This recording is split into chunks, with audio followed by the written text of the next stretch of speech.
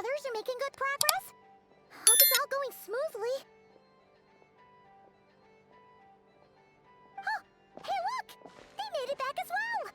Flint's, Llama! How did it all go? All is well, thank you. Nefer and Yehuda had to stay at the curatorium to wrap things up, so they won't be joining us for now. I ran into Miss Anefa and Miss Aino on the way back. Their work is still in progress, so I suspect they won't be back for a while either. You seem rather cheerful today, Mr. Flint's. I certainly am. I achieved what I set out to do and came away with more than I bargained for. Fighting alone can get quite tedious, but I had the good fortune to run into a pair of brave young warriors. We meet again. How have you been? Albedo! What are you doing here? Thankfully, tracking you down turned out to be a lot simpler than we envisaged. These two courageously lent me a hand while I was fighting the wild hunt. When they told me they were Servarka's colleagues, it all made sense. And given how people of outstanding talent tend to cross paths, it's no wonder you're already acquainted. So, who's your travel buddy, Albedo? Why don't you come and introduce yourself?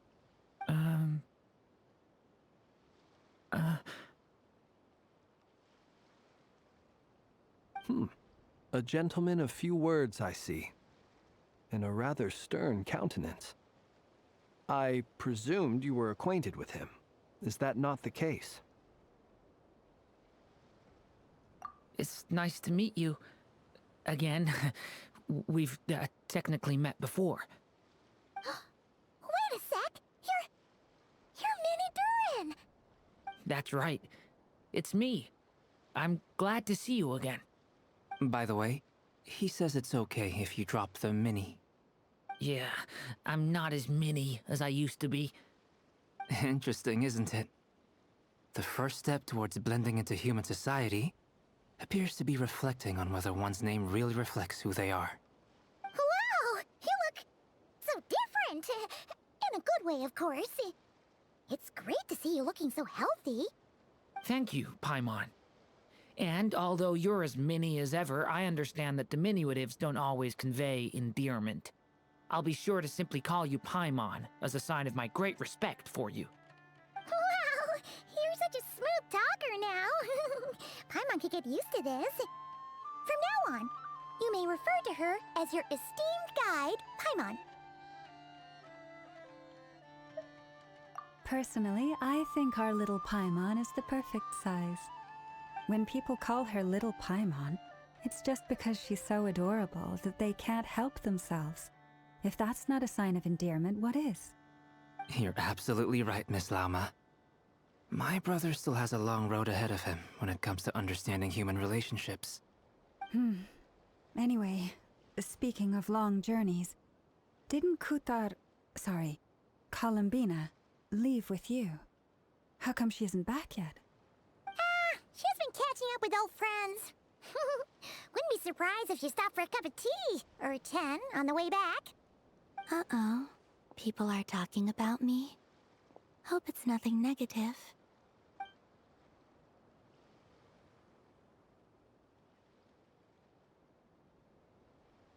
Judging from your expressions, I'm guessing it all went well? It's getting crowded here. I'll go grab some chairs. No need. This is a job for an alchemist. I'll whip some up momentarily. Thank you for your hospitality, ladies and gentlemen, but I was merely escorting my friends back. I'll be meeting Zendrone shortly, as we still have some things to discuss. It's been a pleasure, everyone. But this is where I'll say goodbye. We really appreciate your help. Oh, come on. Spare the formalities. I'm just glad I could help out some true friends. I understand. Well, bye for now, Harlequino.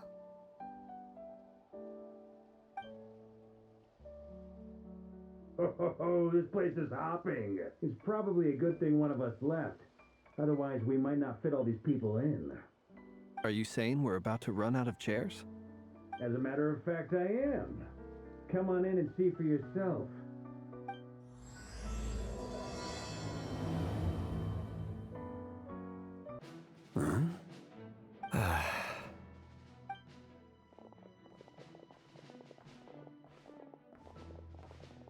I overheard your little chit-chat outside, by the way.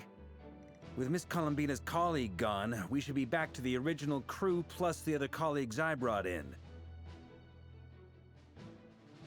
Though, it looks like we have another new face. Someone else managed to rope in a colleague too?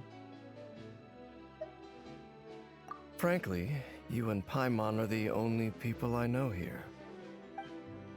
This here is Deansliff, colleague of Teyvat's greatest guide, Paimon, and greatest adventurer, the Traveler.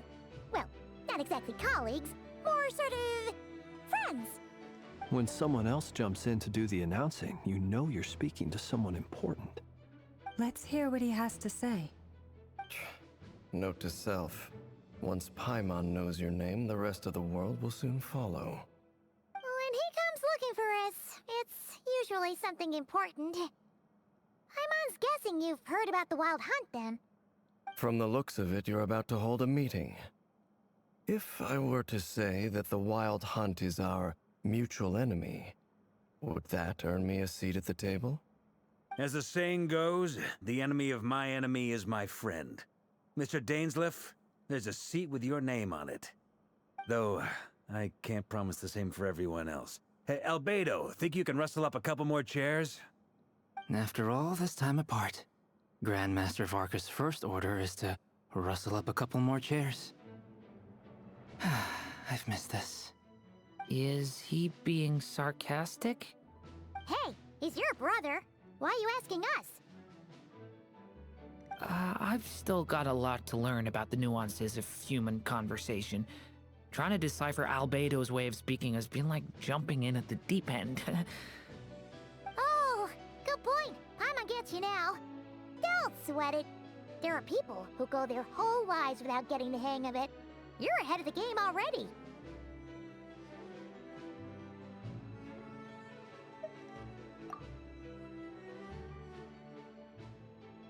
I wonder what's taking Nefer so long.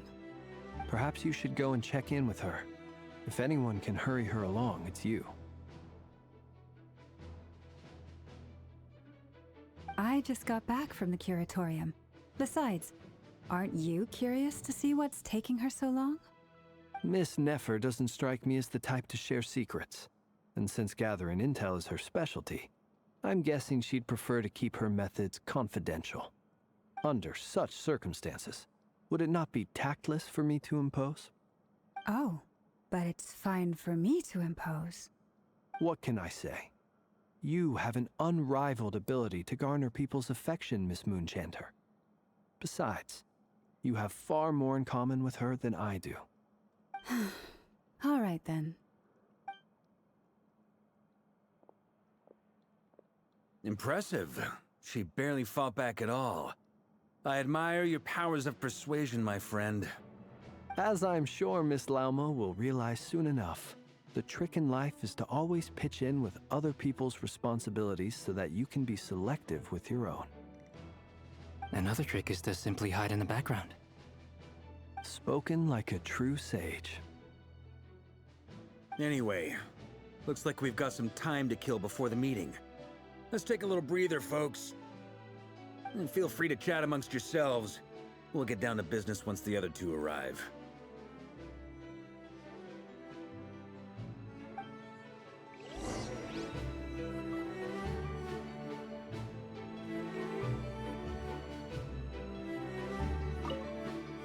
You're both awfully quiet. Why don't I start us off with an icebreaker? Much obliged. Have either of you ever had your portrait painted? If not, I'd be glad to help. That sounds like a lovely idea. You know how to paint, then? I dabble occasionally. He's an excellent painter. Tables, chairs, people, dragons, you name it. He'll paint it for you. I'm flattered. If I ever get the chance, I'd like to give it a try myself. I'll bear that in mind. Anyway, how about you, Durin? What sort of portrait would you prefer? Oh, I'd be fine with anything. Whatever style feels best to you. Very well. Then I'll play it by ear. You can replicate any style I want? I can try. If you show me a sample, I'll do my best to match it. Thank you. In that case, I'll dig up some reference material for you.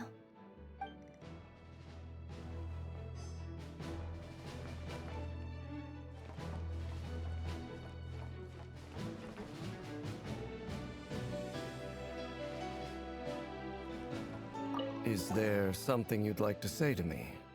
Yeah! For starters, why'd you just show up here without even giving us a heads up? If you think back to our previous interactions, you may recall that that's hardly out of character for me. You do have a point there. Oh yeah! You'll need to find somewhere to stay the night too, right? Wanna tag along with us? You never know. We might get a group discount. Sure, let's do that. Great! Paimon will handle it! And in return, we can get Dainslift to be our very own personal bodyguard. If that's what you had in mind, you should have said so sooner. I'd be happy to help. Oh, okay then. Paimon was only kidding, but good to know. Anyway, since we're all here together, we might as well watch each other's backs. That's just what friends do, right? Indeed. Thank you.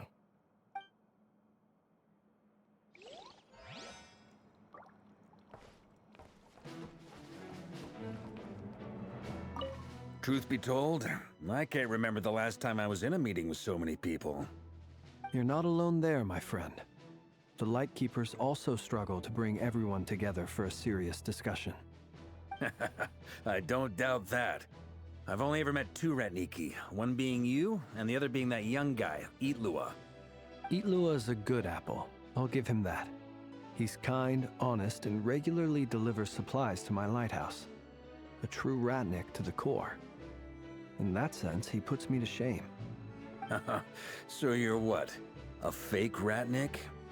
That's what it sounds like you're saying. But I get the feeling that's not quite what you meant.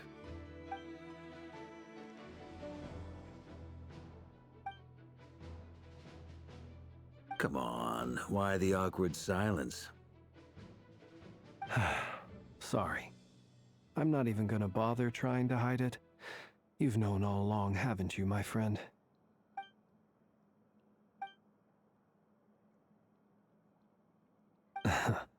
Now that was an awkward silence. Let's just keep this between ourselves. Probably best if Itlua doesn't know, huh? That goes without saying. Gotta be careful what you share with youngsters, after all. Anyone else in the know? Let me guess. The Traveler and Paimon? It's dangerous being too sharp for one's own good, you know. Then, in the name of the Animo Archon Barbados himself, I swear, your secret's safe with me. When we went for drinks, you said that you and Barbados were practically best buds. In the light of that claim, do you really expect me to take your oath seriously? Of course. Just as long as you don't go spreading around the fact that I'm close with Barbados, all right? Fair enough, then. Nothing like a bit of mutual leverage to seal the bonds of friendship.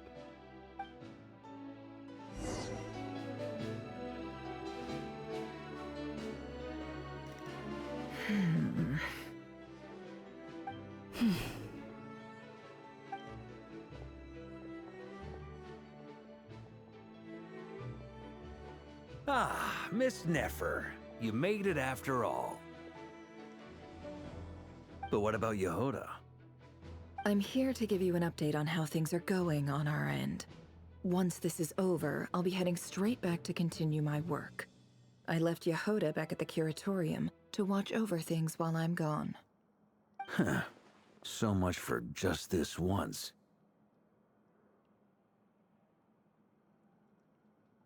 Shh! Not so loud! We're on a roll here! What if she remembers and suddenly decides to back out? Did you say something, Mr. Varka? Huh? I didn't say anything. Right, Flints? Must have been a frog. They get so noisy around here at nighttime. It's like they're putting on a concert in the background. Anyway, before we begin, there's a few introductions to make. Let me start by saying that it's an honor to be speaking before so many distinguished colleagues and collaborators. First up, we have Miss Lauma. As Moon Chanter, she's the leader of the Frost Moon Scions, a local religious community in Nodcry. Then there's Miss Nefer, boss of the Curatorium of Secrets, an intel gatherer extraordinaire. Nefer is leading the investigation into Rerer's background, assisted by Yehoda and Lauma. From the little I've heard, they're making some great progress. Over here, we have Mr. Flints, a ratnik and guardian of the abandoned lighthouse. In our last operation, he courageously distracted the Wild Hunt to buy time for the rest of us. For those of you who've never met, this is Mr. Albedo, a renowned alchemist and captain of the Knights of Favonius investigation team. By his side is a new face for us all, myself included, Mr. Durin, who has come to lend his aid. Next up, we have the Moon Maiden and former Fatui Harbinger, Miss Columbina. Then we have the Traveler, who's earned more titles than I can possibly hope to list out, so I'll spare you the rundown. And Paimon, the ultimate travel companion and quite possibly the best guide in all of Teyvat. Wow! That's a lot of people! Great turnout!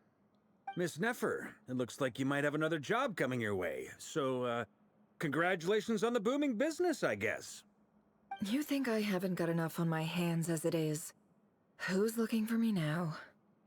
That would be me, Miss Nefer. I have a commission for you. And you are? Who I am doesn't matter right now. What does matter is that I'd like you to gather more intelligence about the Recher of Solnari. Well, it's not as if we never take on anonymous commissions. But in your case, I'll have to decline. I'm gonna take a wild guess and say your job's probably more hassle than it's worth. Something about you seems like bad news. It's my eyes, isn't it? Conrian, I assume. And what's with the mask? Are you trying to hide your identity? In any case, the fact that you're even still alive raises an awful lot of questions for me. My name is Dainsleif. And yes, I am from Conria. As I'm sure you're aware, the Recher of Solnari's real name is Rerir. He was once an acquaintance of mine. Really? Then you must have been quite an influential figure yourself. You flatter me, but none of that matters anymore. My point was simply to clarify why I have asked Miss Nefer to investigate Rerir's background. So you're both from Conria, and it sounds like you used to be friends? What am I missing here? Surely you already know how he became one of the Five Sinners. I'll tell you everything I know. The history of Conria, the names and identities of the Five Sinners. I remember it all like it was yesterday. I have never spoken openly of this before. But the truth was exactly as people say. The Five Sinners were each driven by their own desires, and it was by playing upon these that the Abyss tempted them to their fall, tearing Conria apart in the process. The visionary, Vedafinir, who wished to foretell the future. The wise, Haroptatir, who sought limitless knowledge. Gold, Rhindaughter, who desired to create life. The foul, Surtologi, who pursued supreme strength. And last, but not least, Recher of Solnari, Rerir, Ravager of the Moon. Of the five, Rerir is the only one who remains a mystery to me. He never harbored grand ambitions, so what changed in the space of a single night? How did he come to fall like the others? In other words, you're saying that his change came as a shock to you, and you have no idea what actually happened? That's right. You mentioned how the Abyss tempted them, which led to their fall. But what did that look like in practice? And what other context can you give me about the events of that time? The more detail you can give me, the better. Strangely, now that it comes to it, I hardly know where to begin. The fateful night took place during the era of the Eclipse Dynasty. One day, my elder brother, the visionary, Vedifenir, was summoned to the palace by the Vinster King, only for the king to gouge out his eyes and cast him into the dungeons. When I came to hear of this, my fury knew no bounds. I gathered together every ally I thought I had, and together, we set a night to storm the palace and free Ved. Centuries on, the memories of that night still haunt me like a never-ending nightmare. We broke through the palace gates, just like we had planned, each striking towards our separate targets. But then, I was betrayed. Even Vedifenir, the very person I had come to rescue, abandoned me and partook of the Abyss's power. So, it's personal after all. Then tell me, Mr. Dainsleif, what price are you willing to pay? You, of all people, must know that nothing comes for free. I cannot say what price would be worthy of such a commission. But know this. Rerir was not always a madman. Believe it or not, there was a time when he was just an ordinary man, working for the Conrian Intelligence Service. Uncovering the truth of Rerir's past is the only way to unravel this mystery. But before you decide if you will accept my commission, I will tell you more about him. Enough, I hope, to help you plan your next move. Sounds pretty good to me. Feels like we just flagged down a random passerby, only to discover he's actually a master strategist who has a score to settle with our enemy.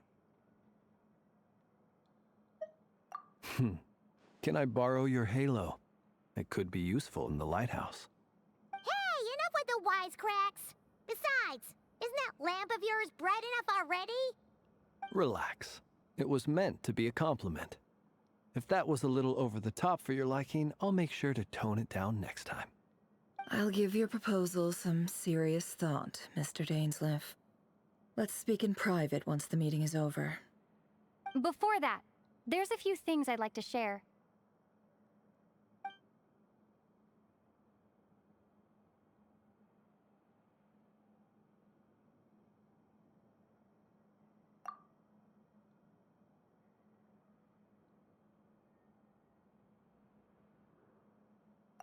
Now that we've united the hearts of the three moons, your power should be greatly enhanced. But it seems like that hasn't happened yet? I believe it will take a little longer. You've done so much for me, so I want to be completely honest with you all. Even though I'm doing a lot better now, the truth is, my recovery will likely be an ongoing process. From the moment I was born, my power has been slowly ebbing away. And that is because Teyvat has never accepted me. Even with the moons united as one, it seems my rejection cannot be undone. So far, I have yet to find a solution. It may turn out to be a problem that will plague me until the day I finally leave this place behind. Even so, I will do everything in my power to help you drive out the Ray here of Solnari. As Arlecchino put it, this is not about chasing the spoils of victory. It's just a gesture of heartfelt gratitude. Kutar.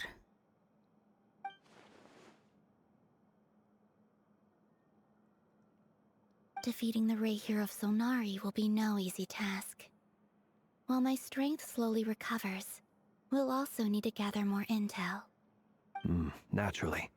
We should take all the help we can get if we hope to defeat him. We've considered several viable plans now, but our choice hinges on the answers to a few key questions. Is it even possible to kill Rerir?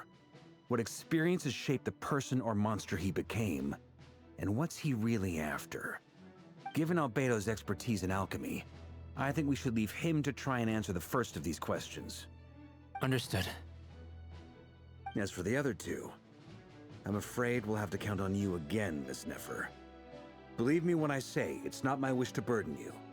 But right now, relying on your skills is our only option. So you're placing all your hopes on me, huh? We can't thank you enough for agreeing to help us. Honestly, I can hardly believe how lucky we are. You sure have a talent for changing your tune, Miss Moonchanter. Timid like Yehoda one moment, then flinches insincere flattery the next. Ladies, please. I must object to your portrayal of me. That's all. Feel free to keep bickering. Just pretend I'm not here. I almost don't want to leave this room. I'm curious to see how this plays out. I have faith in you, Miss Nefer. Something tells me you'll stand by us until the very end. Oh? And what makes you so sure of that? What if I suddenly decide that my compensation is insufficient? This isn't about the money. I can sense that you've got a deep-seated distaste for Rerir. And knowing you, that alone is motive enough. Look at them getting along so well. Like two peas in a pod. And I'm the one they accuse of insincere flattery. There is no justice. Miss Lauma, you have to understand something. Unlike you, I don't actually enjoy having everyone's hopes on my shoulders. Is that right? Well, maybe the fact that I'm willing to put my hopes in other people says more about me than you. But the fact is, I also trust you. And that's because I know that you're someone we can count on.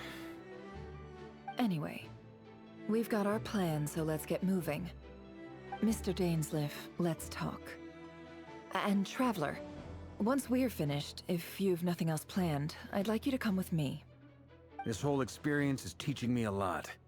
For instance, I now know that when other issues come up in the future, I'll have far more luck getting Lauma to convince Miss Nefer than trying to do it myself. Hate to say it, friend, but that's one of the funniest things I've heard in a while. Why? You think I've got it wrong? Quite the opposite. But what makes it so hilarious is how long it's taken you to realize.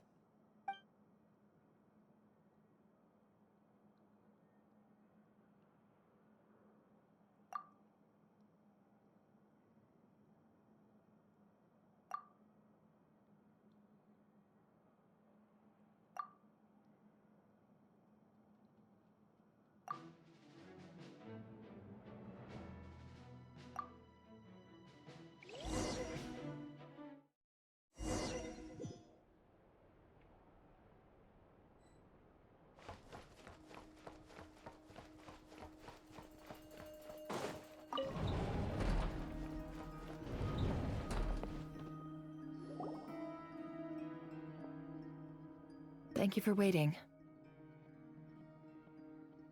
It's okay. We actually used the time to help Dainsleif get a room at the hotel. That's very considerate of you. Now, I trust you share my curiosity about Rerir's past, and you seem fairly familiar with Mr. Dainsleif already. We spoke at some length after the meeting. He was the one who suggested I should invite you to join this operation. He feels confident that these secrets will be safe with you. Dane has a lot of faith in us, that's for sure. Likewise. I appreciate that you got right on board without interrogating me about why I invited you. It shows that you trust me to explain everything in due course. That's because we know what you're capable of. We appreciate you too, Nefer. You might have been forced to help in the beginning, but this time, it was your choice. That's one way to put it. Another is this, that once a decision's been made, it's set in stone. After that, my only goal is to see it through. Alright, so here's how it is. I'm going to access Rarir's thoughts again using my confidential method.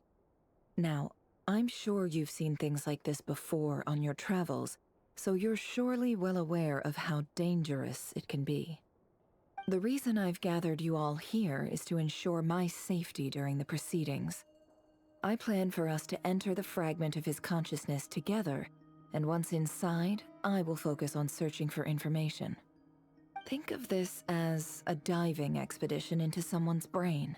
If I'm the diver, you are my safety equipment, tasked with keeping me alive while I'm under the surface. Once the ceremony begins, we will all be spying on privileged information. But in the interests of safety, you must remain absolutely silent at all times. We will discuss our observations after the ceremony has concluded. Lastly, any individuals of a weaker constitution are advised not to partake in the ceremony. In any case, Paimon has her own job to do, which requires staying in the room but not joining the ceremony.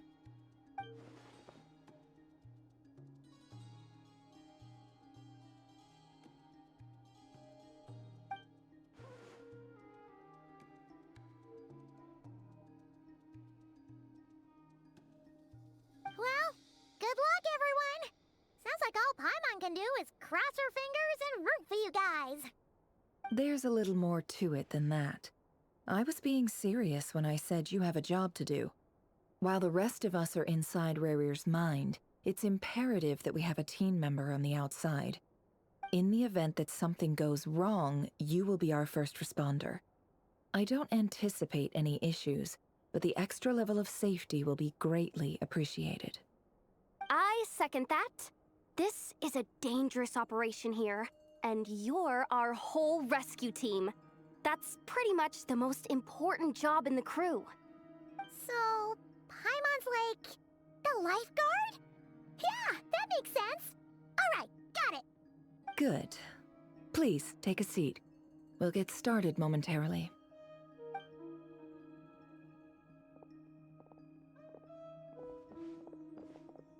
So, did Mr. Dainsleif tell you anything else? He told me that he believes Rarir kept some big secrets in his life. He's not sure that they were the cause of his eventual downfall, but he's asked me to uncover what those secrets were all the same. But surely you're not planning to go through with this, no matter the cost. If you think that, you'd be overestimating me. I'm a businesswoman, not a mercenary. But I do have my own professional reasons for taking this job. You think I'd turn down the opportunity to get a first-hand glimpse into Conrian history? No chance. Well, as long as you don't let morbid curiosity get in the way of safety concerns, we're good. We'll do whatever we can to help you. You're such a killjoy.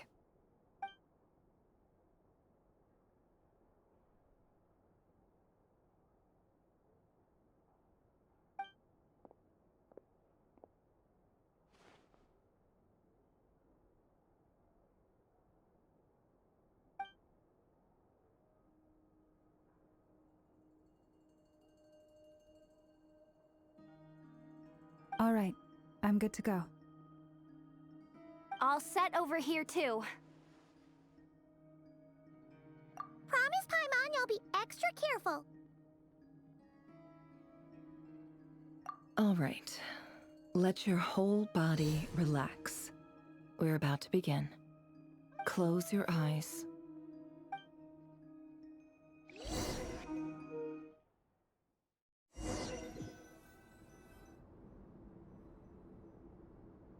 Phew. Could this be his office? Pretty standard setup. Bookshelves, paperwork, files. According to Dainsleif, Rarir used to be an intelligence operative. Chances are there's plenty of top secret intel stashed away in this room. Is this where you keep your secrets, Rarier? Can't say I'm not looking forward to this.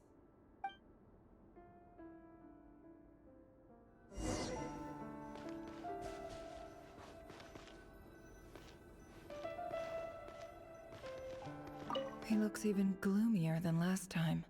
I wonder what's changed.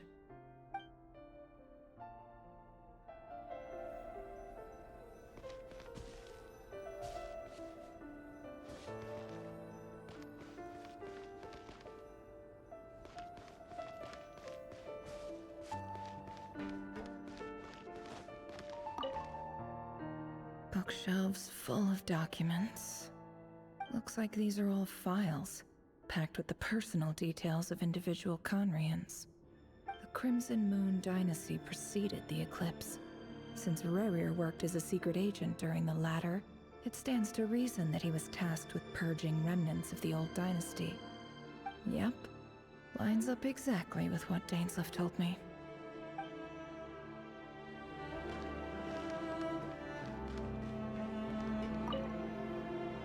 A file tucked inside a folder.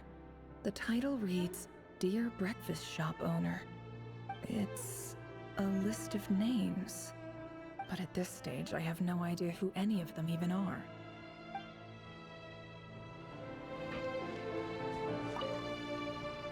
Wonder what kind of encryption technique this is. Seems like it has to be inserted into that camouflage device nearby. Aha! It's an audio recording. Please, hear me out. I can't shake this feeling that someone's been spying on our house. No, I'm not being paranoid. It's true. I saw someone dressed in all black. It was a couple of days back, but that was on another street, not near my house. I swear, I know what I saw! There's a note in the margin. Surveillance of the Runforther residence has concluded. We apprehended the target and filed the mission report last night. Could the voice in the recording belong to one of Rarier's targets?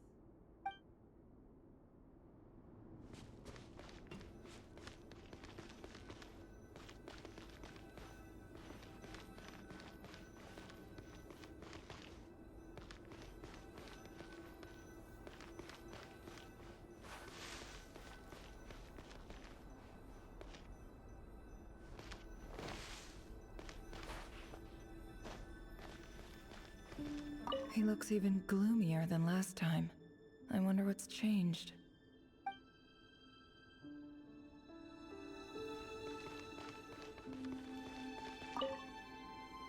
A box containing a ring inlaid with a precious gem. Must be for his girlfriend.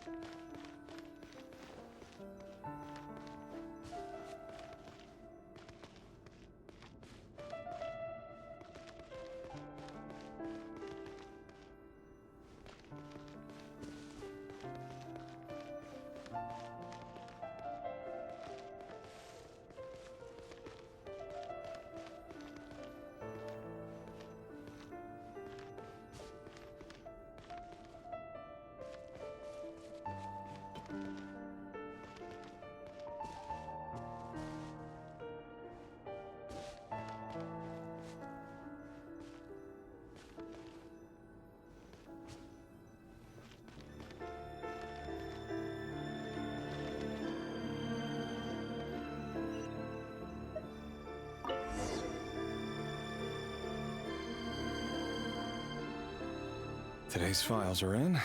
Time to wade through them, just like usual.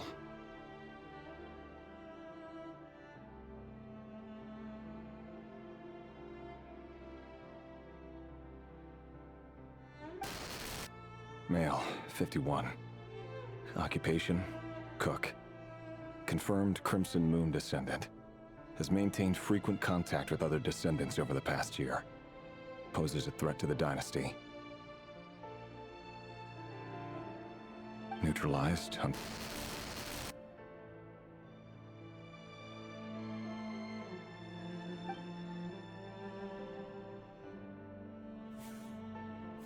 This one should be archived under purged targets.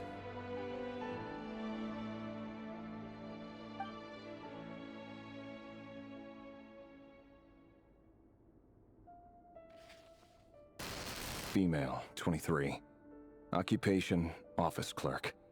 Confirmed Crimson Moon descendant. Has maintained frequent contact with other descendants over the past year. Poses a threat to the dynasty. Neutralized on...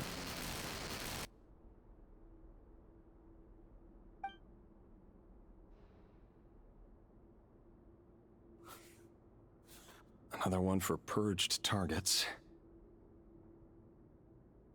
Sounds like she was that other man's daughter.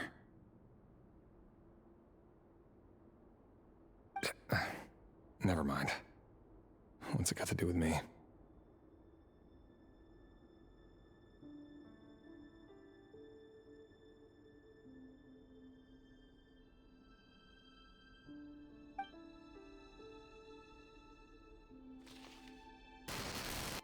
Male, 40. Occupation, teacher. Confirmed Crimson Moon descendant. Has been observed making contact with other descendants during the past year. Poses a threat to the dynasty. Neutralized on...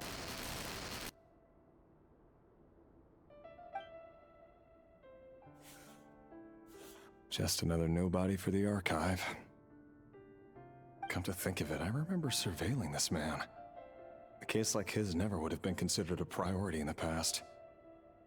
Huh. He barely even interacted with other Crimson Moon descendants.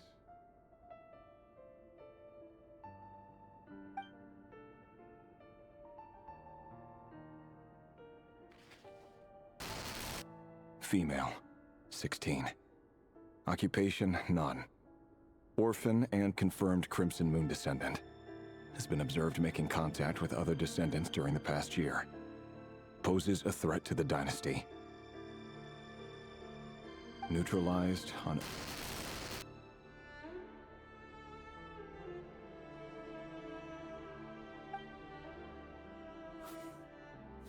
Filed. I have no recollection of this girl. None whatsoever. She doesn't seem to be anyone important, but then again, how many of them really are?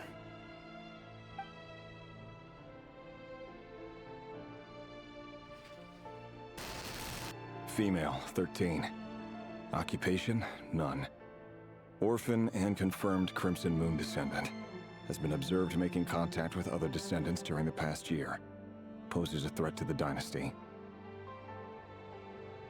Neutralized on...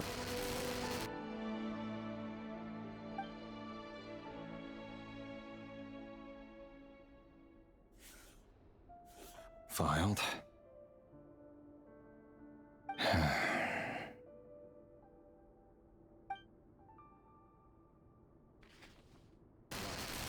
Male, 11. Occupation, none. Orphan and confirmed Crimson Moon descendant. Has not been observed making any contact with other descendants during the past year. Poses a threat to the dynasty. Neutralized on...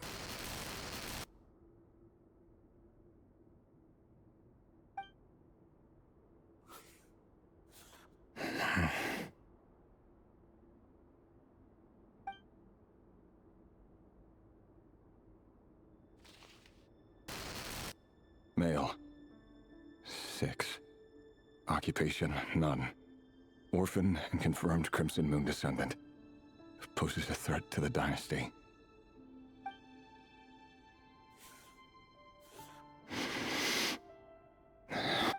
It's funny, isn't it? Your job is becoming both harder and easier at the same time, depending on how you look at it. Sooner or later, the Crimson Moon descendants will be completely wiped out. But as their numbers dwindle, they become harder and harder to track down. That's not how it is. Fortunately, however, most of the able-bodied adults have already been taken care of. The remaining weaklings will be increasingly easy to deal with. No! No. My job is to ensure the survival of the Eclipse Dynasty. And the only way to do that is by eliminating any and all potential threats. It's a perfectly legitimate line of work. Every single one of my colleagues can attest to my fairness. And if my friends were aware of the facts, I know they'd back me up too. Assuming, of course, that they were aware of all the facts.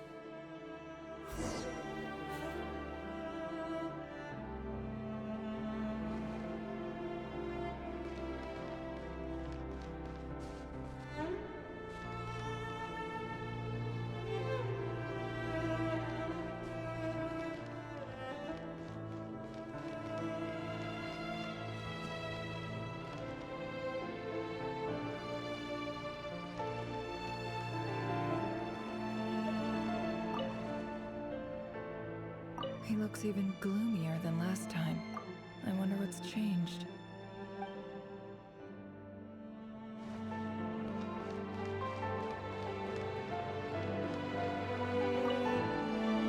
A file tucked inside a folder. It's a list of names. But at this stage, I have no idea who any of them even are.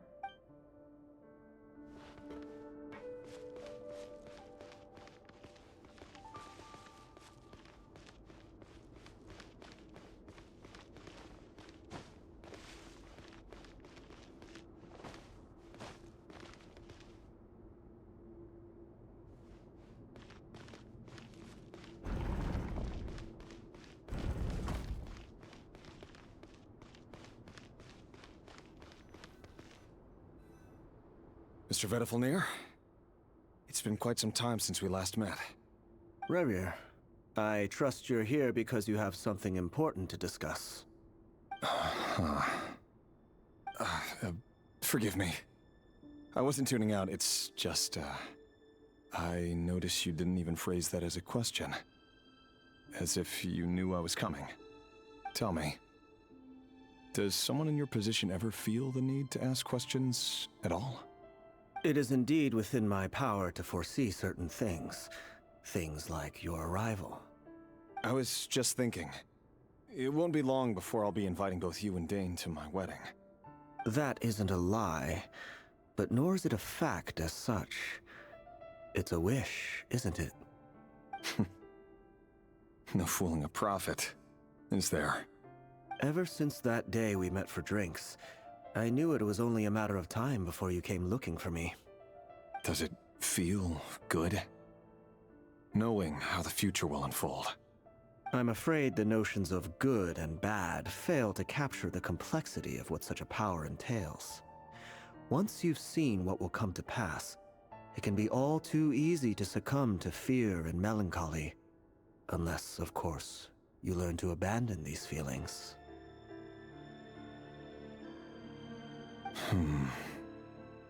You fear my silence, and long to hear the words I left unspoken that day. That's right. You must have noticed my reluctance to broach the subject. And the reason is simple. Because the truth could never have lived up to your hopes. For both our sakes, such words are better left unsaid. The burden of prophecy was never meant for your shoulders. So who exactly do you deem worthy to hear your prophecies? None but our exalted king? Or rather, our king as he once was. You're closer to his majesty than I am. You must know better than anyone how much he's changed. You say that as though it is to my benefit. Yet precisely because of that, I dare not speak rashly. A king can turn out to be the most virtuous of rulers, or a tyrant more terrible than the most vicious of dragons. You are so wise and far-sighted, yet still you would have me live in fear of the unknown? You make a fair point. Especially given my silence alone was all it took to send you spiraling downwards. Very well then. Let me offer you some advice. And I say this not as a prophet or a visionary, but simply as the brother of your friend. For many reasons, there is very little chance of your marriage ending in happiness. If happiness is what you seek, you should find another fiancé.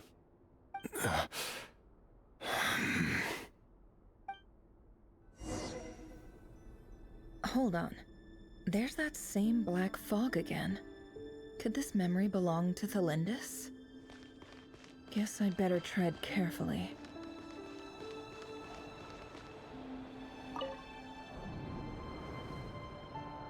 Wait. Hear me out.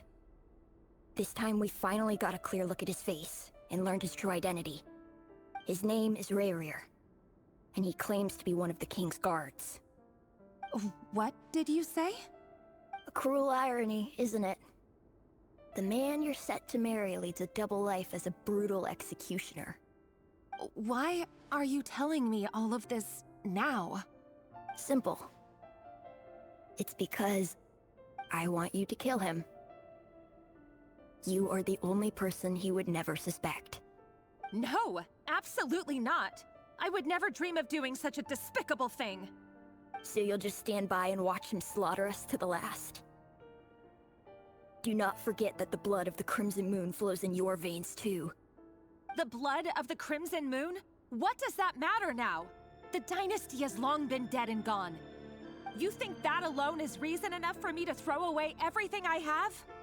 Why wouldn't it be? You two were once a child of the Crimson Moon, just like me. Don't tell me you've never felt so much as a flicker of fury for the way we were trampled into the dust. As long as you promise to abandon this pipe dream of restoring your dynasty, I can try to persuade him. Or have him persuade the Vinster King. Persuade the Vinster King?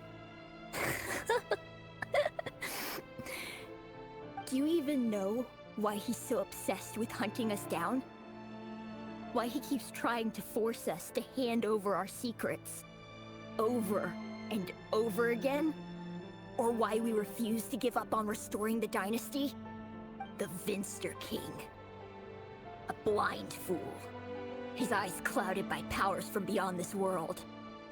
A petty little man with a miser's heart. And he dares to sit upon the throne? Mark my words. Sooner or later, Conria will fall. And it will be his doing. If you can't bring yourself to do it, so be it. Just you watch. It won't be long before calamity descends upon us all. The Rayrir of Solnari. That really is quite a secret you've been keeping from me, Rayrir.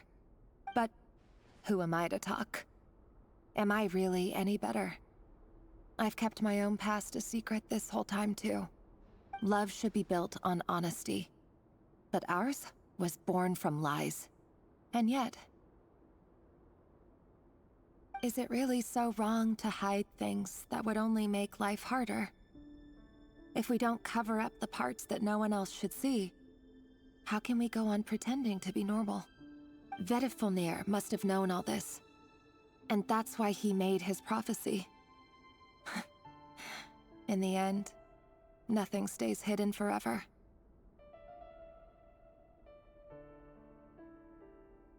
But I won't just sit by and watch this disaster unfold. I'll do everything in my power to protect what I cannot afford to lose, no matter who I have to face.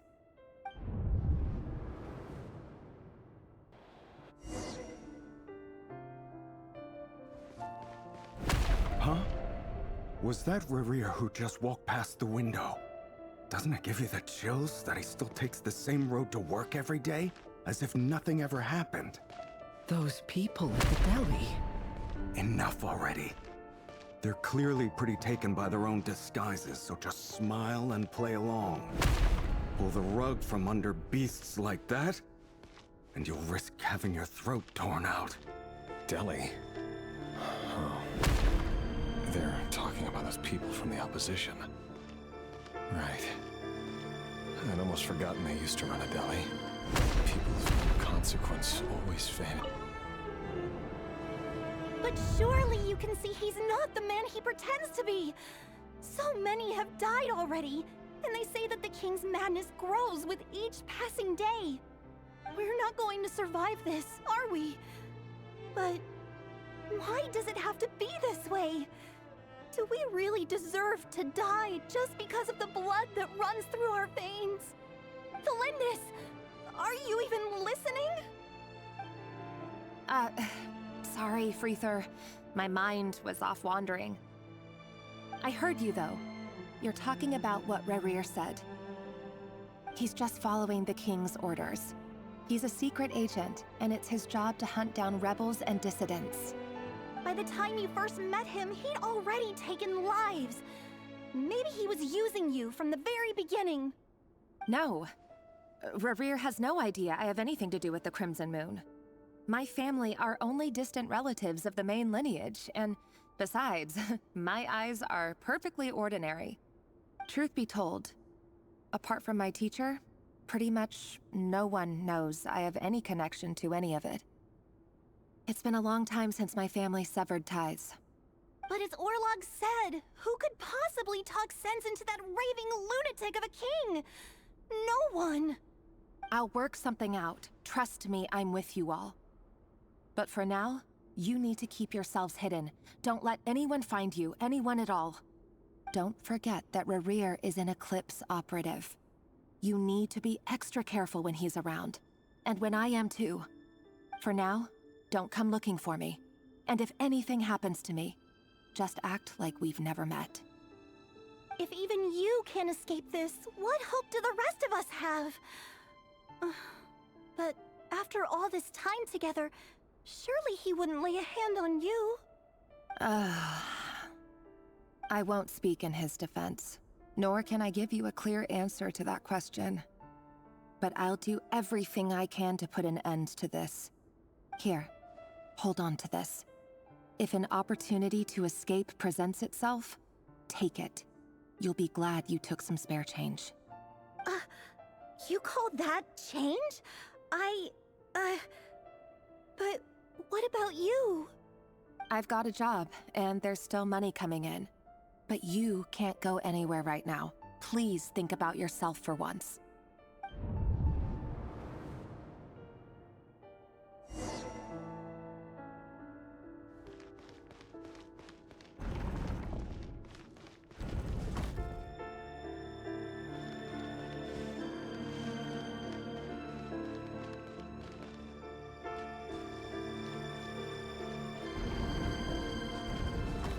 Another day, another round of assassination training.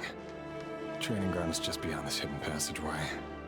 When you kill a person, doesn't it bother you when you end up covered in their blood? Why would it? Aren't we all just walking blood bags? But not everyone is accustomed to hunting down others like prey. You've been a hunter for so long now, you seem to have forgotten that most people don't just go around killing one another. Leave me alone.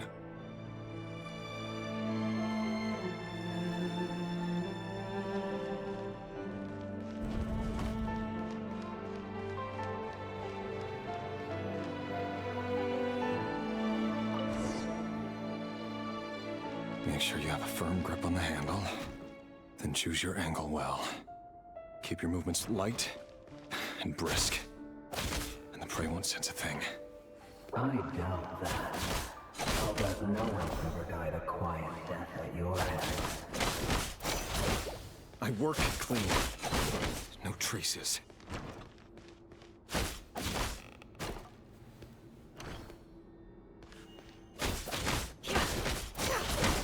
That doesn't make it open and above board, though. The king just happens to need you right now.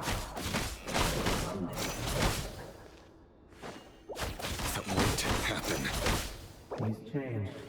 Ever since he fell under the spell of that power. In the beginning, he only had to take out a handful of the guilty.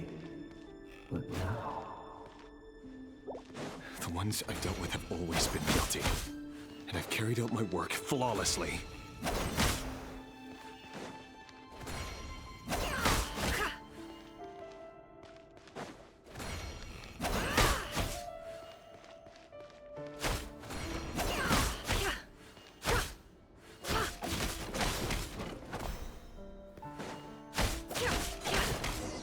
You know why Felinda didn't accept your proposal, don't you? Was it because she didn't accept you? Something else.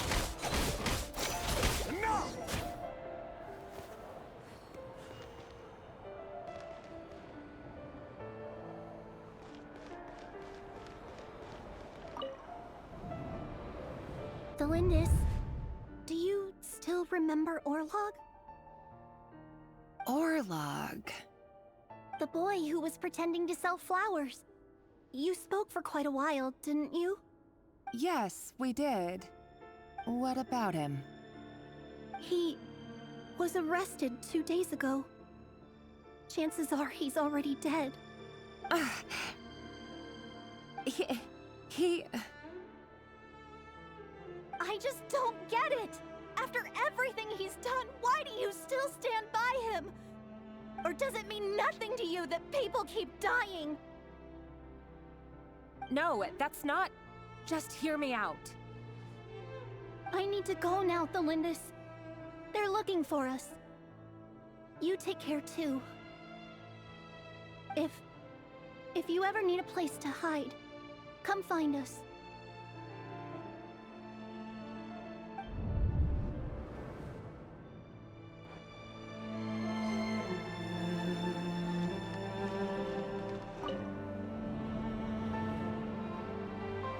Author, Thelindis. Over the course of this week, the research object was subjected to interference for a total of 47 hours for experimental purposes. The results are as follows.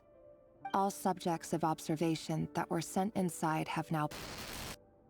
The situation within is proving more problematic than anticipated.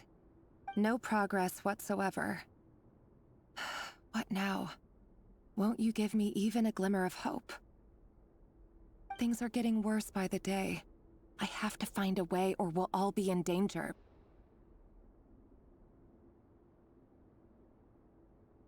But I...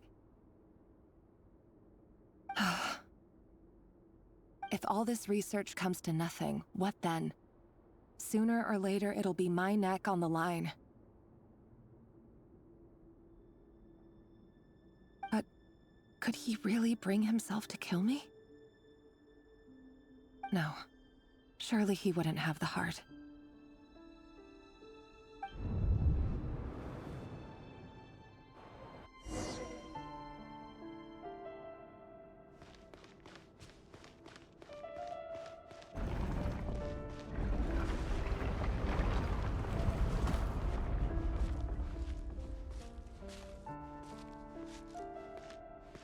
Why won't you just let us go? We don't even know each other. All we want is to live ordinary, peaceful lives. You want... to live?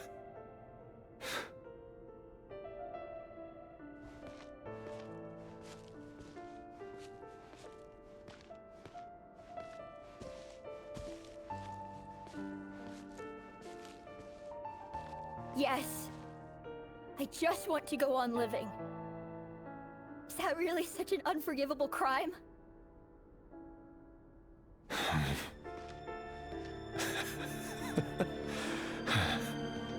You want to go on living. I want to keep living too.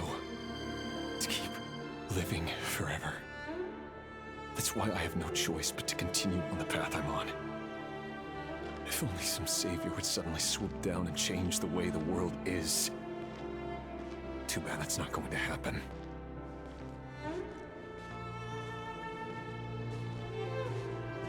Imagine that. If there really were such a person, you and I wouldn't be standing here like this, would we?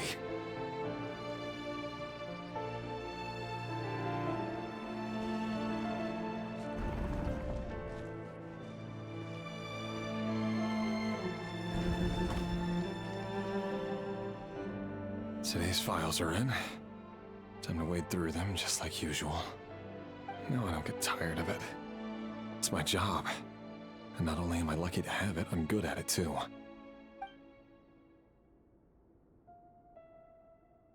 Huh. Wait. That's... Thelindis?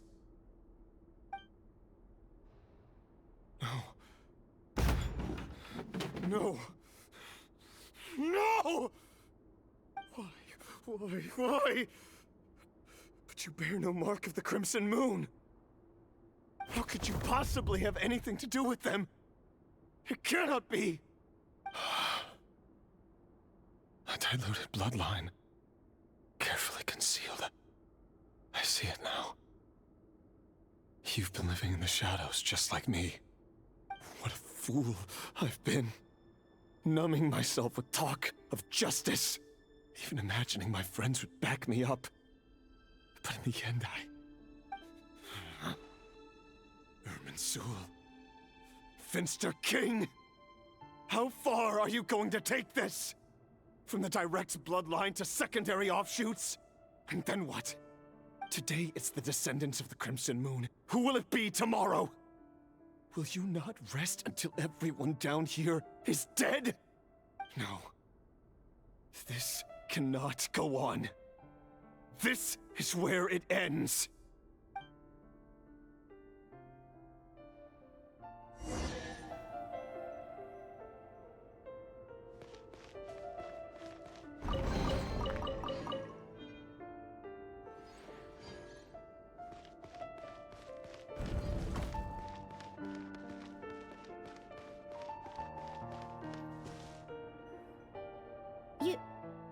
You're really letting me go? I am. As long as you can guarantee that no one will find you. Don't worry, I'll be extra careful. No one will know I was here. But what about you? Me? If you let me go, you won't be able to complete your mission, will you? Good point. In that case, maybe you should stay. No, please! I just want to see the outside world again. To... Go on living? Yes. I know you're a man of your word. So please, just let me go. If I let you leave, what will become of me? Just kidding. Go, now. But remember, don't let anyone know you were caught. We'll be seeing each other again very soon if you do.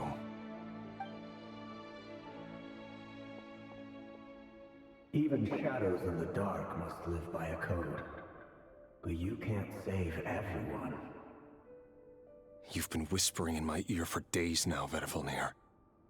What are you trying to do? Break me down? I only say this because you long for an answer to your problems. Let her go, Rerir, or you risk losing everything. I will not abandon Thelindis. Then you'll need a little more vigilance and a lot more power. The world is changing, Rerir. Keep your eyes peeled for your moment of opportunity. That voice used to be so unclear. But now I know exactly whose it is. It's Vedavulnir. He won't tell me how to actually resolve any of this, but he keeps trying to manipulate me like a puppet. What's his game here? Tell me then. What will this moment of opportunity look like? And no answer. He's like a ghost. Always disturbing me when I'm on edge, but never answering when I need him most. So, the Eclipse Dynasty was purging, well, massacring the descendants of the Crimson Moon. And it seems like it was all connected to the Finster King's research. The King's obsession with abyssal power left the future of Khaenri'ah hanging in the balance. No wonder every aspect of Rerir's life was so unstable. And it looks like this Thelindis, Rerir's would-be fiancée, herself belonged to a sub-branch of the Crimson Moon Dynasty's descendants. It almost defies belief that a couple like them could hide the truth from each other for so long. If the Finster King hadn't intervened in such a drastic way, they might have gone on deceiving each other for the rest of their lives. And why does Vedavulnir, Dainslif's older brother, keep talking in Rerir's head? This guy kept more secrets than I ever imagined. The human mind is like a vast desert of shifting sands. When you follow the flow of someone's memories, you only ever see the parts they're willing to let surface. time for something a bit more creative. We've been inside Rerir's mind this whole time, building up a picture of his psyche. There's already enough clues on the board to start reading between the lines and mapping out the rest. Now, we can finally begin to put the pieces together. Sure, it'll only be a reconstruction, part simulation, part reasoning, but it's usually pretty accurate. Once we've built up a cognitive profile, we just need to cross-check the logic behind his actions. And then we'll be able to take a sneak peek at whatever it is that Rerir has really been hiding.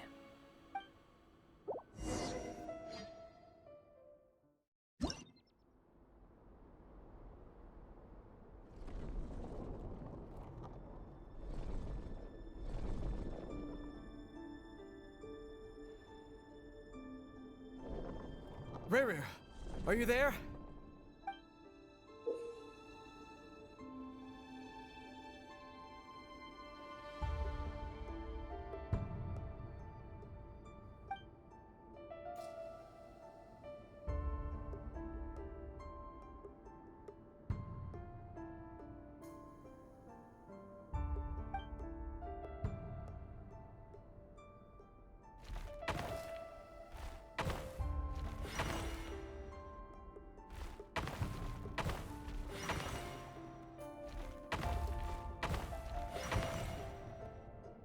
Hey, Rerir!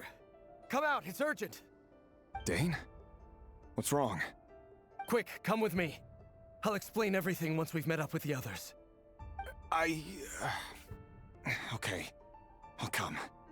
But the Lindis is still over at the Universitas. I'll need to leave her a note. All right then, but make it quick. I've never seen Dane so worked up before. Whatever this is, it must be big trouble.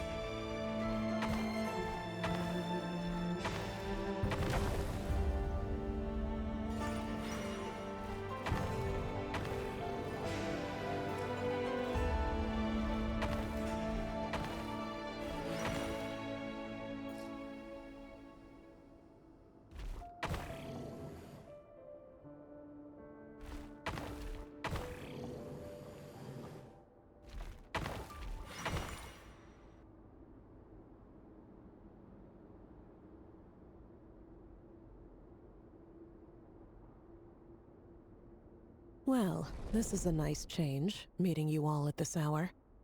When men and women of ambition can speak face to face in broad daylight, I say that's a big step forward for our dear Conria. Don't be ridiculous. We do not fear the day. Why would we seek refuge in the night? You might ask your blade that same question. I'm told it prefers the cover of darkness. The word on the street is that Sir Elegy only strikes when he has an unfair advantage. But that is patently false. I see you're missing an arm and a leg. Surely only a fair fight could explain that. If this is your way of offering me replacement limbs, believe me, I'll take them. Oh, we can certainly discuss that. With bioalchemy, anything is possible. Assuming I have your full support in my research. Lunatic. Roptatir, what brings you here? Why, Dainsleif, of course. He invited me. Please, cast aside your apprehensions, Miss Rhindaughter. Whatever the rumors may say, I am but a humble servant of the king, and I can assure you he affords me no greater convenience than he does you. Well, the Universitas Magistrorum won't stop fawning over you. So at least some of the rumors must be true. You're clearly doing well for yourself, so drop the humble servant act. It endears you to no one. You're president of the Universitas Magistrorum, the chief royal mage known as the Wise by royal appointment, and by far the most favored among the 4 pillars of Conria. Vice President Veit doesn't even try to hide his envy when he sees you. My success is the product of hard work and good luck. It's as simple as that. Were the king not such an extremist, I hardly think I would have received a senior post at my age. Of course, no job is without its gripes. Serving a king like ours can be a challenging task, as I'm sure you can imagine. And as for Efterveit, in missing out on the presidency, he's dodged a mountain of stress. Like everything else in life, it comes with pros and cons. You're all here. I apologize for the short notice, but it was an emergency.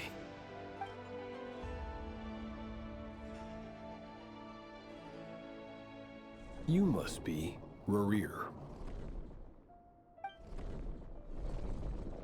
Mr. Sertologi. Yes, I handled your case file during your sentencing. Nothing personal, of course. I'm pleasantly surprised that you remember me. You're clearly a person of substance if you've been invited here. But Dainsleif, you'd better have a very good reason for convening this little gathering. It's my brother, Vedalfenir. After he spoke at the court this morning, the king was so infuriated by his words that he had him blinded in both eyes and thrown in prison. Vedalfenir in prison? Strange. I thought the king trusted him and Horoptatyr more than anyone else in the world. Does this mean the king's circle of trust just got even smaller? It has nothing to do with trust. It's about what the king wants, which is as clear as day to anyone paying attention. I simply appease him, because it's in the best interests of the Universitas Magistrorum. And also because you're slimy. Vedalfenir, perhaps less so. But still, a visionless visionary? It rather inclines me to think that qualifications are not what get you ahead in Conria. Do you honestly think this is an important discussion to be having right now? Dane, what are you planning to do? Rescue Vedalfenir, I assume. Correct. It will mean storming the palace by force. Tonight. I need all of you on my side. That's far too dangerous. And don't forget, Dainsleif, you're captain of the Royal Guard. You swore an oath to the throne. Hmm? You've been planning this for a while, haven't you? I have no desire to commit treason. But whatever critique the king may have of Vedalfenir, disfiguring your most loyal subject for putting the best interests of his court and nation first, this is not the conduct of a wise ruler. My blade will force the king to see the error of his ways. So, Vedalfenir's prophecy enraged the king. I'm sure it wasn't what he wanted to hear, but if he won't take counsel even from the visionary, that is deeply troubling news. The extent of His Majesty's madness is now all too clear. The question is, how does a man like me get out of this situation unscathed? You have noble ambitions, Dane, but I'm afraid they don't do much for a guy like me. I'm not interested in saving the world. All I want is a letter of pardon. A letter of pardon? For whom? Thelindis? The chances of the Vinster King issuing a pardon for anyone connected to the Crimson Moon seem vanishingly slim.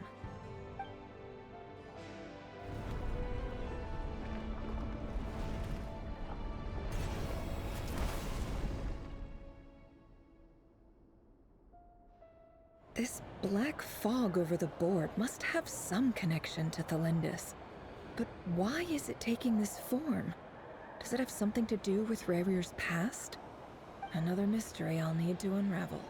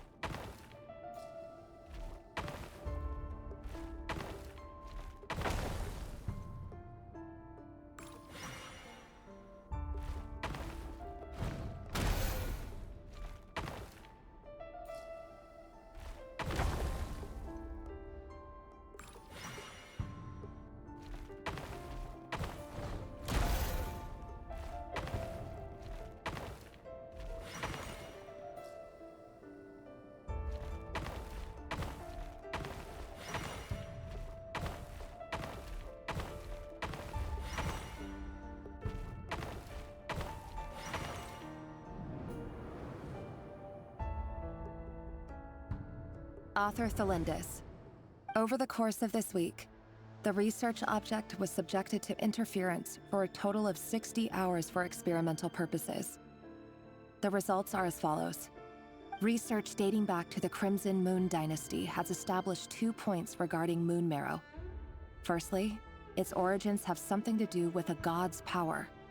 Secondly, it serves as a portal to an as-yet indeterminate location. Moon marrow can thus be defined as a spatial gateway. However, there are a number of hurdles to overcome before we can answer the question of where it leads to. To start with, opening the gateway requires a specific power source, which the relevant literature indicates. An enormous amount of power is then required to keep the gate open. Currently, the total power output of our instruments remains in the single digits. To make matters worse, I am now the only staff member remaining in the Moon Marrow lab.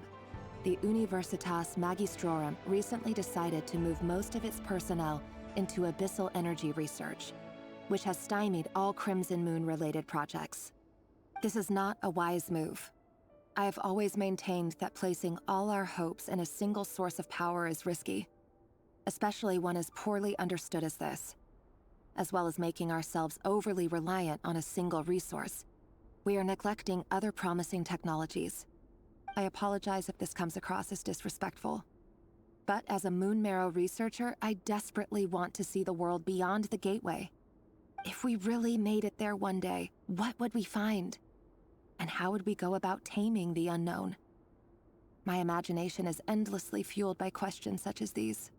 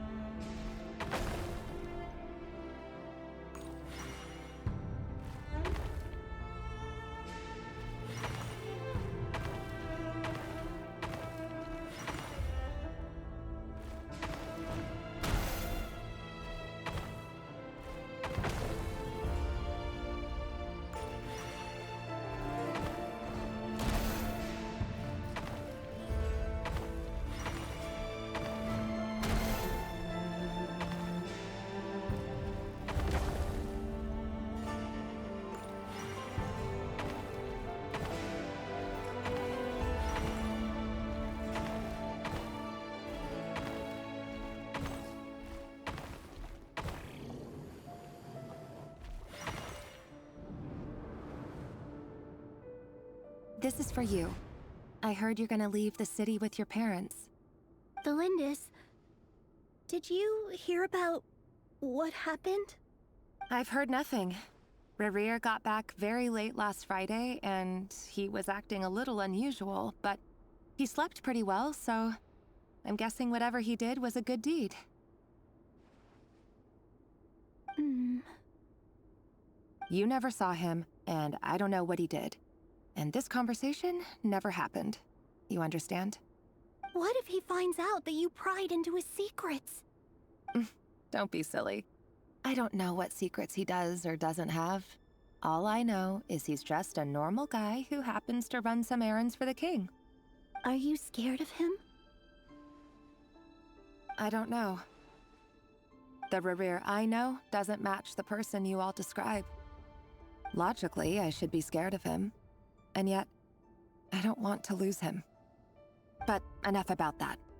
You should get going, and be careful with the package I gave you. Keep it secret. Keep it safe. What's in it? A piece of the moon. All you need to know is that as long as you keep it safe, then in the future, everyone will be able to see a red moon. A red moon? You mean our moon? That's right. Our moon. Promise me you'll look after it.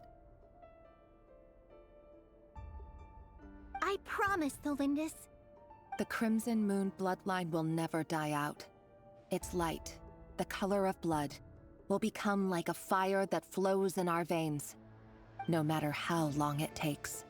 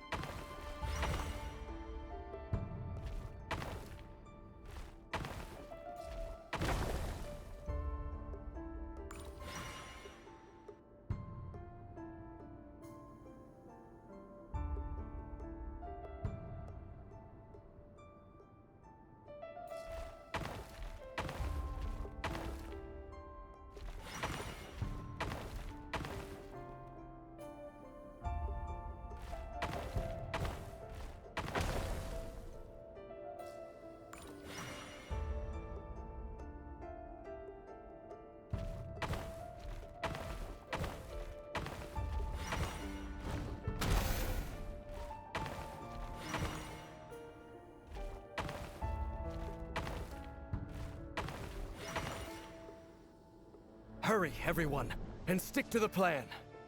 Sir Dainsleif, what are you? Is this treason? You know what happens to those who betray the throne. Please, don't do this! It is the king himself who has betrayed the throne. He has betrayed all of Conria. If you have any love left for justice in your heart, you should join me. It's showtime. Dane and his group will handle the troops in the palace. Then Hraptatir and Rheindotter will disarm the security measures.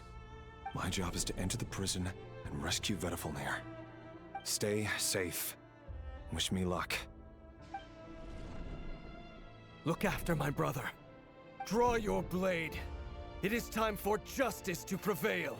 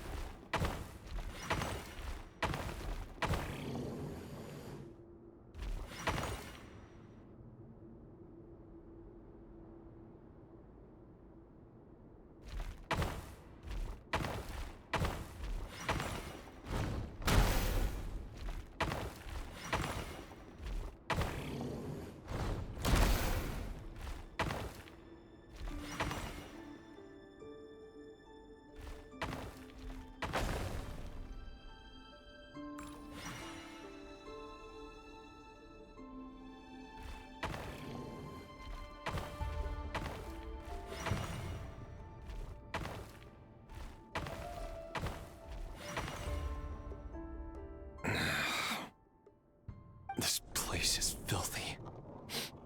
And the smell is abominable. Clearly, the king doesn't allow his prisoners a single shred of dignity. This is dire. Found you. Hello, Mr. Vedafulnir. It's you. Surprised? Oh, wait. I guess surprise isn't an emotion that prophets feel very often. I certainly felt some surprise in the moment when I was blinded. Surprise at the king's sheer ignorance.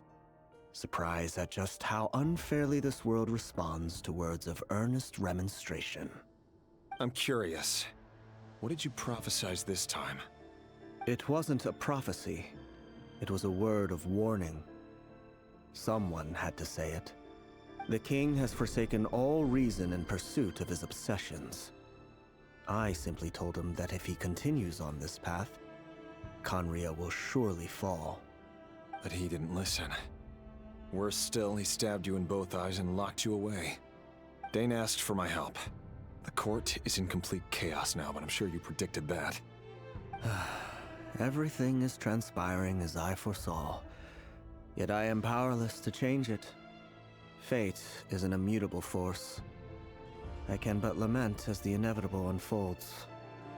I do wonder whether giving a man the power to see the future does nothing more for him than slowly crush his spirit. Forgive my curtness, Vedafulnir, but the king did not suddenly turn on you today.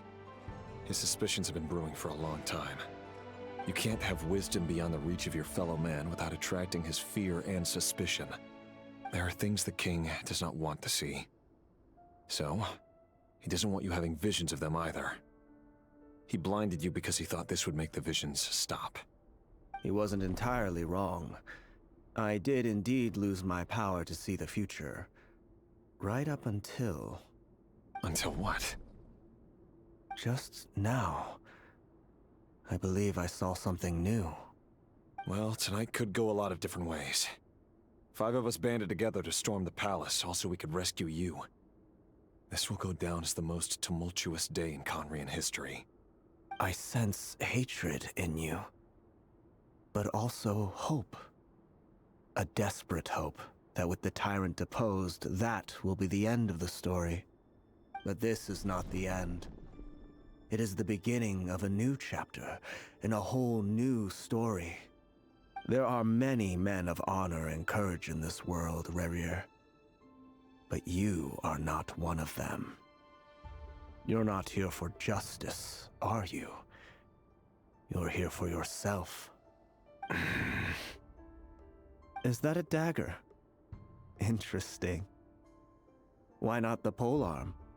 It was always your weapon of choice. With your abilities, I don't doubt that you were able to recover some of your sight. But I also doubt that you want to make an enemy of me right now.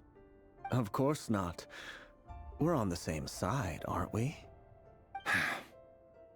We could be. But I need you to be honest with me, Vedafilnir.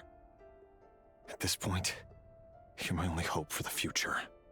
You mean your future? With your beloved, Thelindis? Yes. And I know there are bigger things at stake here. A dynasty, a nation, maybe the entire world. But forgive me, I care first and foremost about myself. I can't abandon the one I love to save myself. I just can't do it. But you see a broader picture of the future than I. You see the solutions to the biggest problems of our age. So tell me, what is my solution? What's the answer? In matters of fate, answers are either right or wrong. What will be and what will not. Maybe you are willing to pay a certain price in the pursuit of happiness, but unfortunately, fate does not negotiate. That is the cruelest thing about fate. It is unmoved by your sacrifices. That can't be true. I know it's your voice that I keep hearing in my head, urging me to see how the world is changing, to seek more power, so I can protect the things I love. You show me disaster, but you won't show me how to avoid it? Why? Why are you doing all this? My voice. In your head.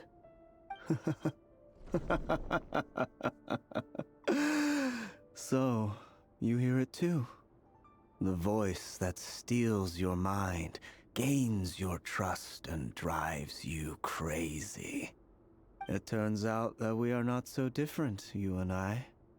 Vedafilnir just broke into the strangest smile I've ever seen in my life, as if he'd discovered some monumental secret. But then he suddenly switched to looking extremely weary. Very well then. My advice to you is as follows. You must persevere. Whatever trials and tribulations you may face, be steadfast in the belief that they are your path to the future. For as long as you live, your story with Thelindis shall not come to an end. That is the only chance you have of fighting back against fate. It is up to you whether you believe my words. Regardless, that is all I will say on the matter. I have no right to intervene any further. I will hold you to your word. Thank you for setting me free. In return, I will tell you one more thing that you cannot afford to ignore. Just then, a strange wave of energy rippled through the city. We had no idea what it could mean. If I were you, I would head to the Universitas Magistrorum.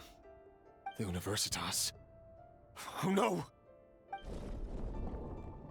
I'm sure we'll be seeing each other again very soon, Rerir. Whatever Vedafilnir said, I didn't catch it. I didn't even help him out of the prison. There was no time to lose.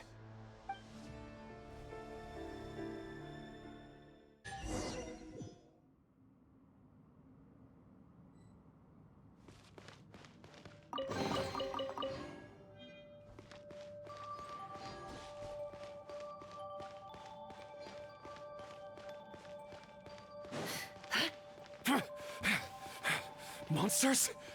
Is this Rhindaughter's doing? Or the Universitas Magistrorum? Out of my way! Let's get it on! Illusion shattered! Quiver! Drop your weapons!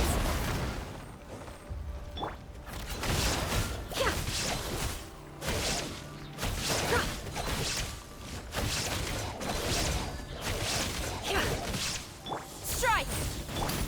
You asked for it! Final warning! Drop your weapons!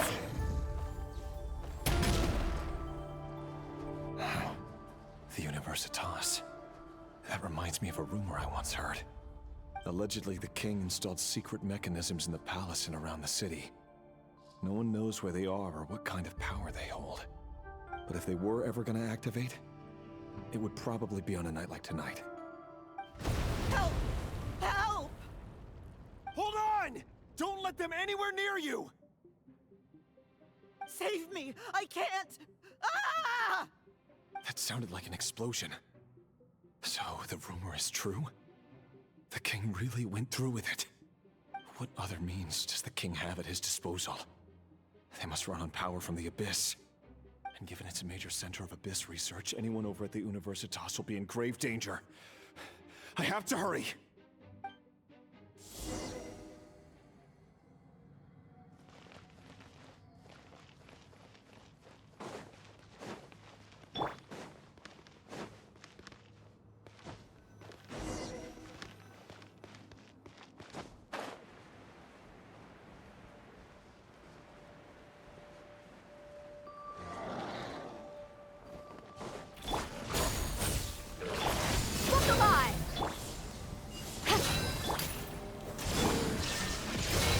To oblivion!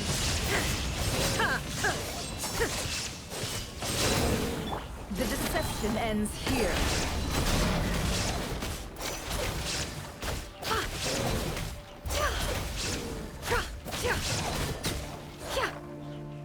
Quiver! Final warning! Let's get it off! Storm the front!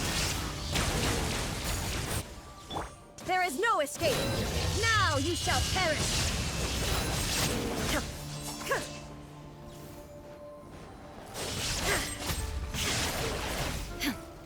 Flash! Justice will prevail! Drop your weapons! Final warning! Look alive! Illusion shattered! Inazuma shines eternal! Seek within.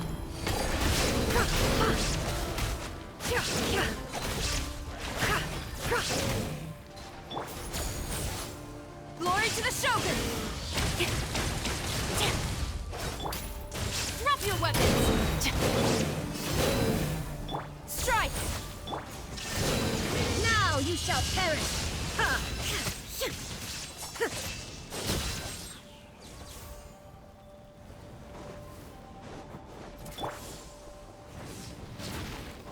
Quiver! Stop right there! Let's get it on! Shine down! Inazuma shines eternal!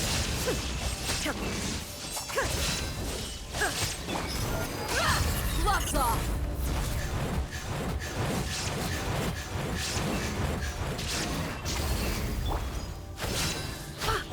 The mystery unravels.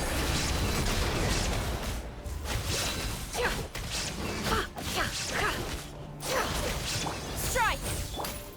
You asked for it! Drop your weapons! Stop right there! Drop your weapon!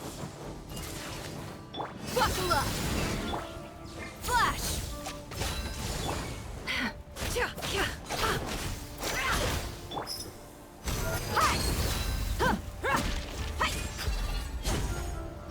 Final warning!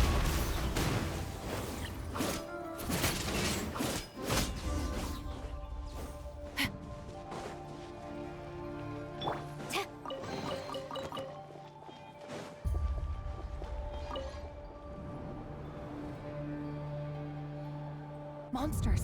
At the Universitas Magistrorum? Why now? Oh no! They're coming! It's no use. The table won't hold out much longer. The weapons. Where are the weapons? Of course. All the lab equipment was upgraded after the inspection last week, but the new weapons haven't been allocated yet. I'm done for. Is anyone there? I need help! Ah!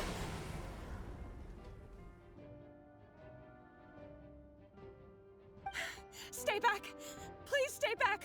Please!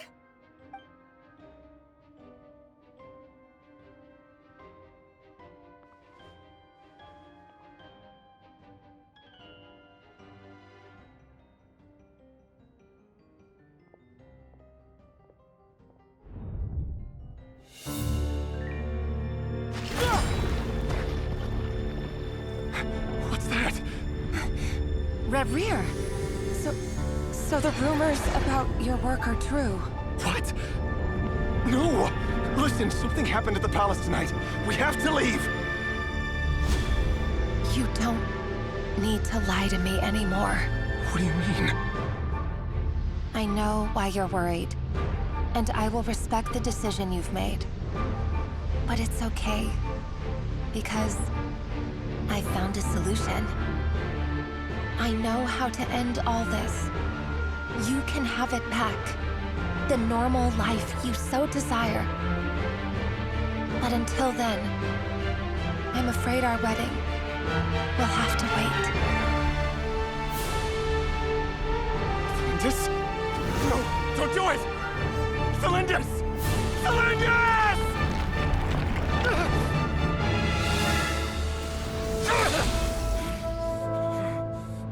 I told you, Reverie. Let her go.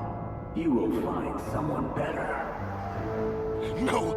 No, I won't do it! I have to save her! By what means exactly? A lowly pawn. You lack the power and the strength of will. Do you know why? Tell me! Come to the palace. Join us.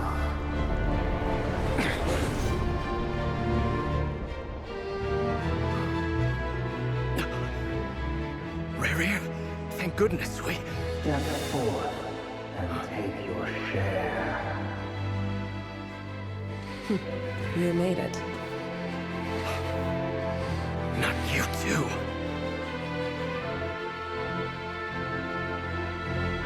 Hatred or grief, despair, desire. We all have our own.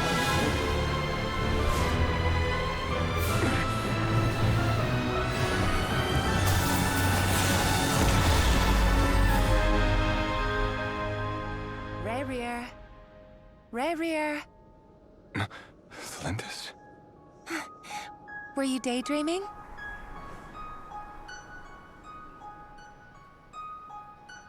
You still remember, Reverie? That question you asked me a couple of weeks ago? Oh. You mean the proposal? Yeah. I'm wondering, where do you think would be a good place to discuss it? Maybe in the garden?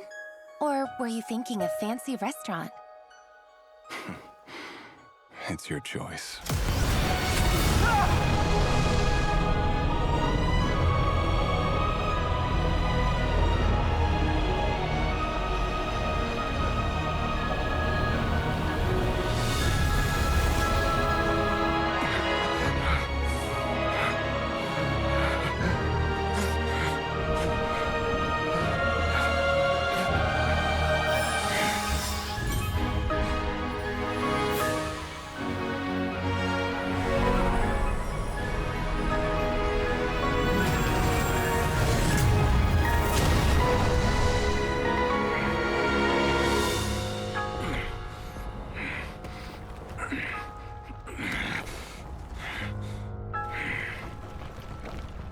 I will find you.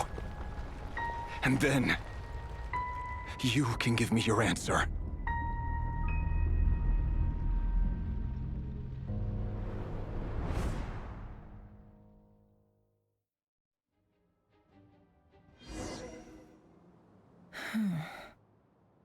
So that's how the Raker of Solnari was born. A monster created by circumstance is a monster all the same. Viewing other people's thoughts for too long can get uncomfortable. Right now, I'm feeling a strong sense of loathing. In a nutshell, the story of Conria is what happens when the truth falls by the wayside. Everyone tells little white lies, and before long, you have a huge pack of lies that destroys everything. Whew. Time to get back. His past is filled with sorrow, but the tale of any fallen civilization is one of endless tragedy. Cruel as it may be, That was Conria's fate.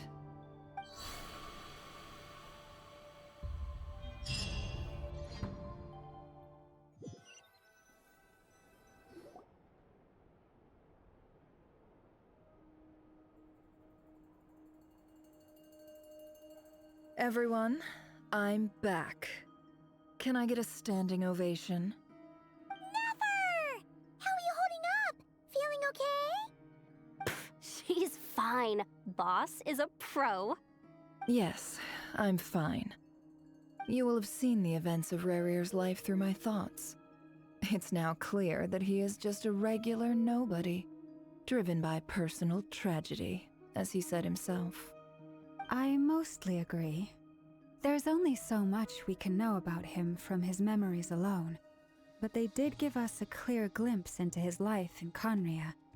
However, I would not consider Rerir to be a nobody.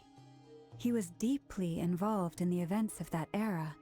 Yet, when the catastrophe of a generation strikes, nobody is safe. Sounds to me like you're speaking in riddles again. Is this you urging me not to abandon the people of Nodcry in their hour of need? That's not what I meant. Although I do hope you choose to remain a part of the plan. Without you, the mission ahead will be all but impossible. Then try to remember that I respond better to the carrot than the stick. And I don't appreciate being bossed around. Now, as for you, Missy, you were excellent. You stuck to the rules of the ceremony and kept your mouth shut the entire time. Bravo. Cool. So, can you fill me in on the deets now? Most of what I saw went right over my head. Patience. You'll hear the whole story, don't you worry. But let's meet up with the others first. It will save me narrating it twice. Yehoda? Yes, boss. Let me get that door for ya. That's more like it. For a moment there, I was worried you'd forgotten about the first clause of your employment contract. Forgive my curiosity, but what does the first clause say? It says I gotta do the annoying stuff that boss is too lazy to do for herself. Like opening the door, pouring the tea, yada yada. Is that right? If something is in the contract, it's because she willingly agreed to it. Rest assured that the Curatorium abides by the very strictest of labor policies. You don't seriously think I'm cruel enough to treat her like my slave? In any case, I've hardly shied away from my share of the work today. Hope I don't catch Flintz and Varka lounging about in their chairs, enjoying a leisurely cup of tea. There's nothing I dislike more than other people enjoying themselves while I'm hard at work.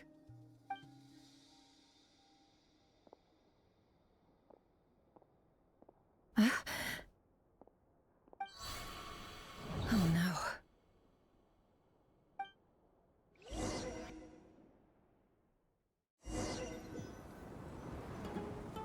Sorry to disturb you, but we seem to have run into some trouble. Evidently so. Don't worry, I'm not about to leave you to fend for yourselves. I'm not that kind of boss. And it would go against the Curatorium's labor policy. I'm sorry? What did you hear me say? I wasn't talking about labor policy. Wait. How long have I been standing here? Not long. You just appeared by the door a moment ago.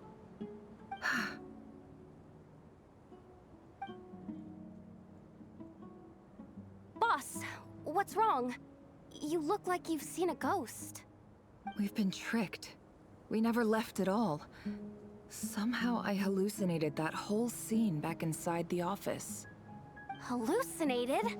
But how? How indeed. This place should heed my will alone. All thoughts and actions that occur in here are just a result of pawns moving across the chessboard in a carefully calculated manner. And nobody has access to this chess set but me.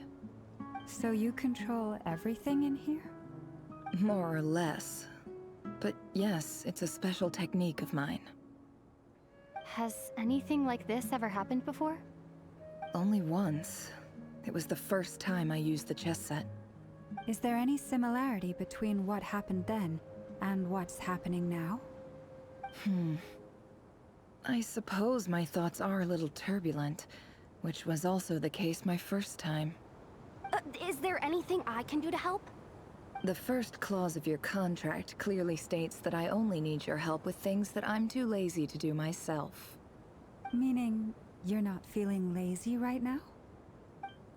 Meaning, this is not something Yehoda can help with. The chess set is a personal treasure that I alone understand. I must be the one to find our way out of here. Boss, it's fine. Really. Let me do something useful. Oh, listen to you. Whatever would I do without you, Yehoda? What? Really? Yes, really. Where would I ever find another employee as obedient and servile as you? God forbid anything ever happens to you. Oh, okay. Well, anyway, I was thinking of fetching some water. There's gotta be a source around here somewhere. I suggest everyone finds someplace comfortable to take a rest. We gotta conserve our energy. Even though all this chess malarkey doesn't exist in a physical sense, mentally speaking, it's all real. And so is our tiredness and fatigue. You don't want to dismiss mental fatigue. Just because it isn't physical doesn't mean it's any less serious. But anyway, I got your backs, so don't worry about a thing. Don't I have the best employees? Jealous much?